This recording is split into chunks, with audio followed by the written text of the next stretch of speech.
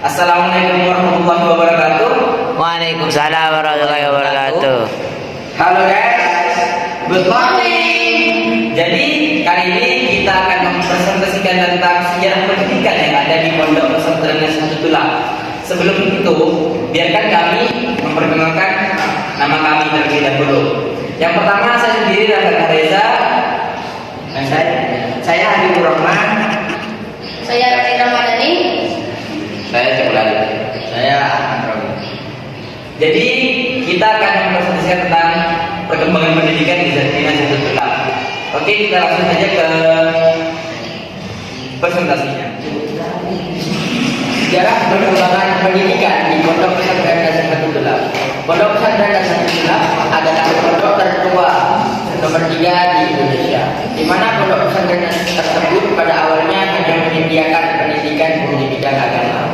Seiring berkembangnya zaman, pondok pesantren Nasrullah mulai membuka atau menyediakan lembaga pendidikan umum, mulai dari tingkat SLDP hingga SLDA, mulai dari pendidikan yang mengikuti pemerintah sampai memiliki kurikulum tersendiri. Pendirian Pondok Pesantren Nasrullah Kerajaan Kampung Sampah bermula dari peristiwa babat tanah kerajaan oleh Kiai Abdul Alam yang mempunyai nama asli Parabet Bumi, yang berasal dari ujung timur Pulau Garang Madura, yaitu Kabupaten Sumeneb.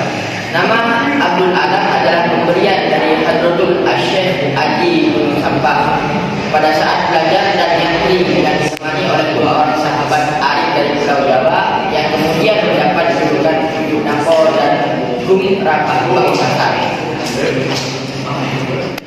Dan kemudian berdasarkan catatan kecil sejarah leluhur Kota Sampang bahwa Kiai Abdul Alam ketika masih berguru kepada Bujuk Haji Gunung bersama kedua temannya Bujuk Napo dan Gung Rapah Pamekasan mendapat tugas dari guru beliau untuk pergi ke kediaman Ratu Buh di Bangkalan. Adapun tugasnya adalah untuk mengambil Al-Quran dan sebuah cincin sang guru yang jatuh ke dalam jambah WC. Mandat tersebut beliau terima pada saat sang guru hendak melaksanakan sholat Asar dan diharapkan sebelum maghrib. Kedua benda tersebut sudah diterima di Sampang. Subhanallah, Masya Allah, Bismillah. Subhanallah, Masya Allah, Bismillah. Dalam sekejap, perintah tersebut dapat dilaksanakan oleh kedua murid Haji Gunung sebelum masuk maghrib. Oleh karena itulah, sang guru kemudian memerintahkan kepada santrinya yang berasal dari Jawa untuk hijrah Ilyaul Mawad atau Babat Tanah Baru ke arah utara timur Kota Sampang, tepatnya di Kecamatan Kumpul. Sekarang di Desa Napo yang selanjutnya diduduki oleh masyarakat sekitar dengan julukan Bujuk Napo. Kemudian Bung Rabah diperintahkan untuk berihya'ul mawad ke daerah Pamekasan. Sedang untuk Pangrata Bumi atau Ki Abdul Alam sendiri diperintahkan untuk Adbuko ke daerah timur utara Kota Sampang, yaitu daerah Desa Penyejen. Kemudian Bung Rabah diperintahkan untuk berihya'ul mawad ke daerah Pamekasan.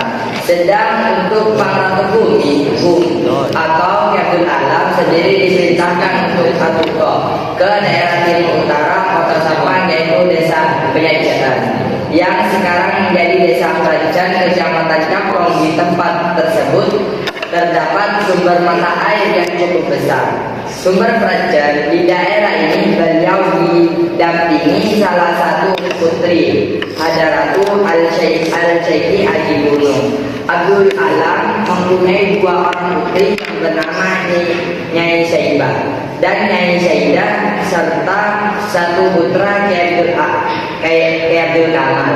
Salah satu putri Bujuk Abdul Alam menatap di daerah kerajaan dan mendirikan pesantren yang bernama Langgar Tanah. Surau Langgar pertama kali yang terbuat dari tanah. Sedangkan putra beliau yakni Kiai Abdul Kamal melanjutkan perjuangan Kiai Abdul Alam yakni ruqyah Islamiyah dan ruqyah yakni ruqyah Islamiyah dan ruqyah wataniyah atau dakwah kemasyarakatan dan kepemerintahan yang menetapi langgar genteng dan atau langgar bara yang sekarang menjadi pondok pesantren Nazatul. Kemudian silsilah Kiai Abdul Alam seperti yang tertera dalam kisah Babatan Kerajaan dimulai pada tahun 1702 Masehi sampai saat ini. Buju Abdul Alam telah memiliki 10 keturunan, yaitu yang pertama Abdul Alam, yang kedua Kiai Abdul Kamal, yang ketiga Kiai Masjid bin Abdul Kamal, yang keempat Su'aib bin Kiai Masjid, yang kelima Sufina bin Kiai Syuaidi, yang keenam Ali bin Kiai Syuaida, yang ketujuh Syabrawi bin Kiai Al-Mudin, yang kedelapan Muhammad Jaini bin Kiai Syabrawi, yang kesembilan Ahmad Muhafi Al-Jaini bin Kiai Muhammad Jaini, yang ke-10 Muhammad bin Kiai Ahmad Muhafi Al-Jaini, yang sekarang. Nama Nazatullah berasal dari bahasa Arab yaitu Nazatun yang berarti kebun atau taman, dan Al-Ulab yang berarti pelajar atau siswa. Sejak periode ke-7 pondok tersebut pesantren Nazatullah mulai menata diri, bahkan sejak masa itu pondok pesantren ini menjadi pionir yang selanjutnya telah melahirkan berbagai lembaga pendidikan dengan sistem yang sama pada masanya. Hingga kini Pondok Pesantren Nazatullah telah berusia 3 abad lebih dihitung sejak terjadinya peristiwa babat tanah Hajar, yaitu pada tahun 1702 Masehi. Ketika memasuki periode ke-9, itulah Pondok Pesantren Nazatullah mengembangkan dengan mendirikan beberapa lembaga pendidikan formal yang berpangkal pada beberapa departemen pemerintah, yaitu Departemen Pendidikan dan Kebudayaan Nasional, Departemen Agama, dan Departemen Kesehatan, dengan mendirikan Madrasah Diniyah sejak tahun 1702 Masehi, MTS Nazatullah sejak tahun 1969, SMA Nazatullah sejak tahun 1988, SMP Nazatullah sejak tahun 1995, dan MA Nazatullah sejak tahun 2001, dan yang terakhir SMK Nazatullah sejak tahun 2003. SMK Nazatullah itu ada 2, yaitu jurusan TKJ dan jurusan administrasi. Pada tahun 2021, Kiai Muhammad bin Mu'afi merancang sebuah kurikulum yang mana kurikulum tersebut berbeda dengan kurikulum negara. Kiai Muhammad bin Mu'afi menciptakan kurikulum yang bernama kurikulum tepat guna, di mana di kurikulum ini melatih para santri untuk bisa memahami materi tanpa harus dijelaskan oleh guru.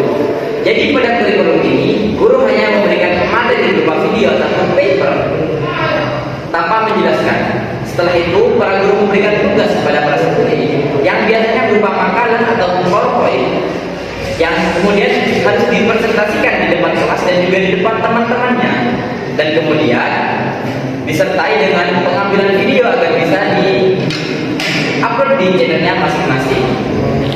Dan kemudian pengambilan video tersebut atau pengambilan video tersebut menjadi syarat ikutnya santri tersebut untuk bisa mengikuti ujian. Ya, mungkin cukup presentasi dari kelompok kami. Apabila ada tutur kata yang salah, mohon dimaafkan sebesar-besarnya. Jadi, sekian dan terima kasih. Assalamualaikum warahmatullahi wabarakatuh.